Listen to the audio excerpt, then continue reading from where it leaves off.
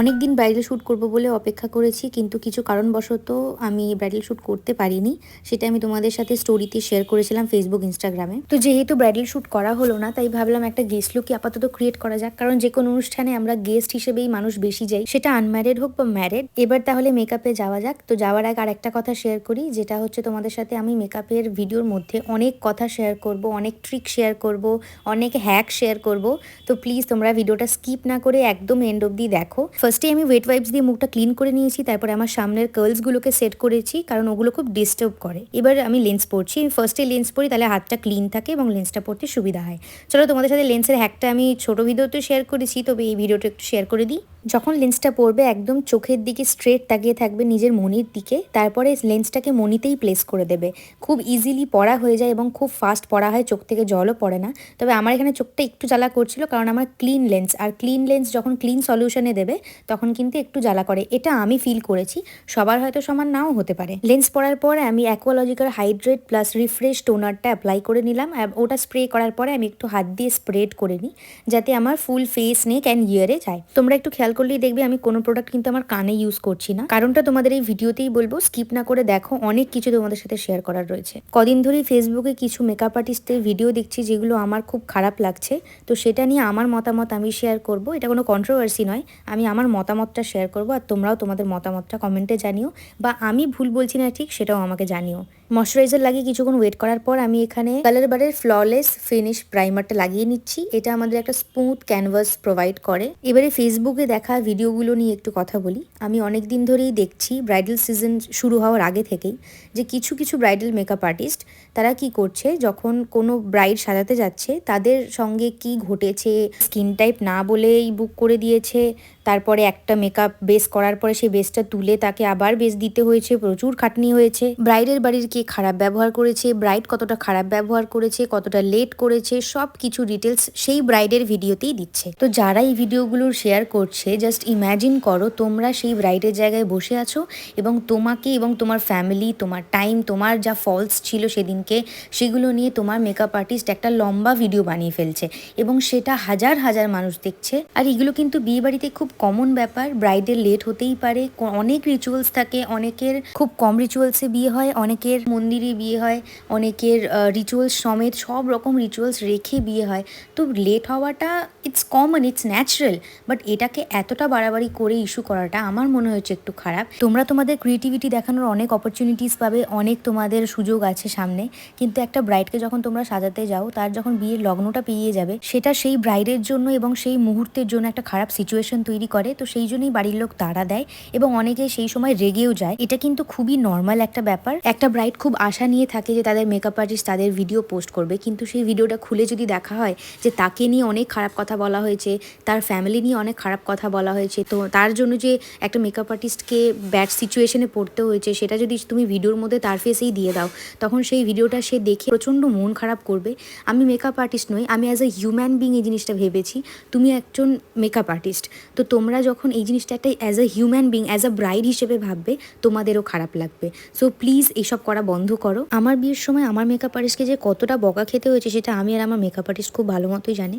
কিন্তু আমার makeup artist এখনও অবধি একটা আওয়াজ তোলেনি এটা নিয়ে, কারণ এটা খুবই ন্যাচারাল একটা জিনিস। তো এটাই আমার বক্তব্য, যে তোমরা শেয়ার করো, গল্প শেয়ার করো, স্টোরি শেয়ার করো, নিজের এক্সপিরিয়েন্স শেয়ার করো, তবে যেই ব্রাইডের সঙ্গে হয়েছে সেই ব্রাইডের ভিডিওতে দিও না। যাই হোক, তোমাদের অনেকটা সময় নিয়ে অনেক কথা বলতে বলতে আমার মেকআপও অনেকটাই এগিয়ে গেছে। তো এবার মেকআপটা বলি কি কি করলাম।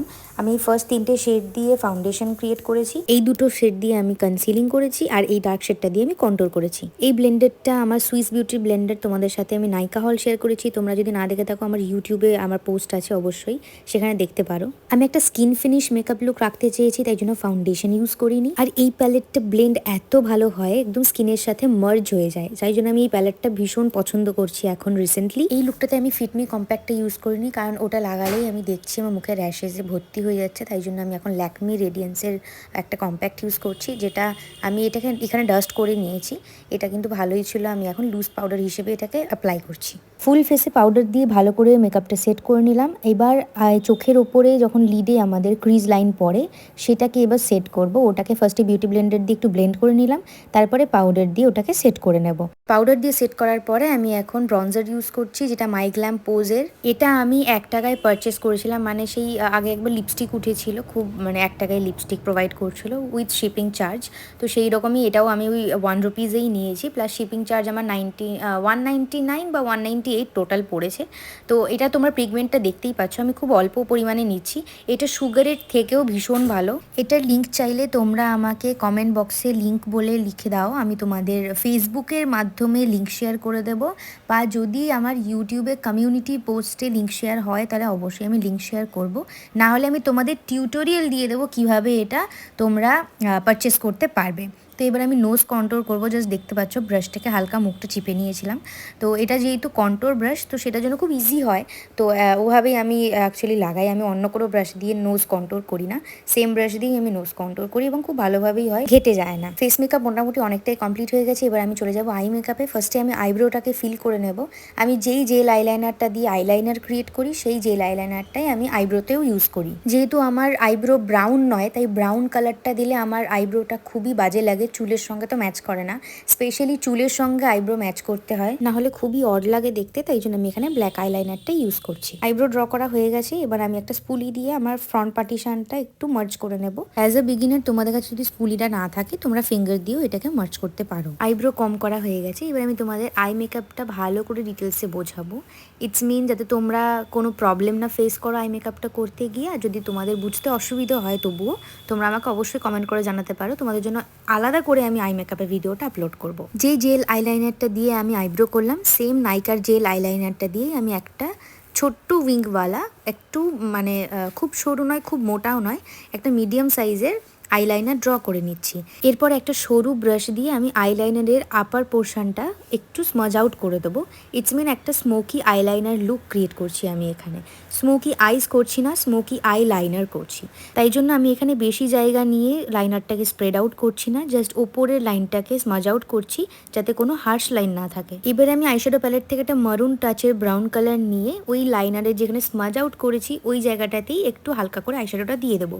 এই মারুন আইশ্যাডোটা আমার মোস্ট ফেভারিট আইশ্যাডো, ভীষণ পছন্দের, এবং সব কিছু কালারের সঙ্গেই আইশ্যাডোটা যায়। মানে যে কোনো কালারের ড্রেস পরলে এই আইশ্যাডোটা খুব ভালোভাবে আমাদের ড্রেসের সঙ্গে মার্জ হয়ে যায়। তো ভীষণ ভালো লাগে এই কালারটা, চোখেও ভীষণ সুন্দর লাগে, এবং এই কালারটা সব কিছু কালারের ড্রেসের সাথে চলে যায়। তো আমি এটা স্মাজ আউট করে দিয়ে দিলাম।